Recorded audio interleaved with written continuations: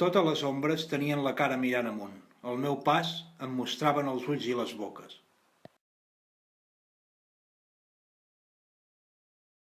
Quan vam arribar a un indret prou avançat, el meu guia es va complaure a mostrar-me la criatura que, temps ençà, va posseir el rostre més bell de la creació.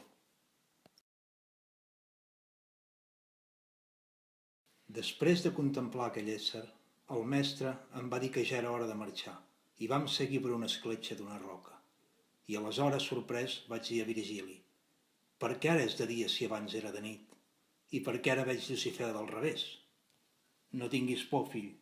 Ara ja estem a l'altra banda de la terra i, per tant, tot és al revés».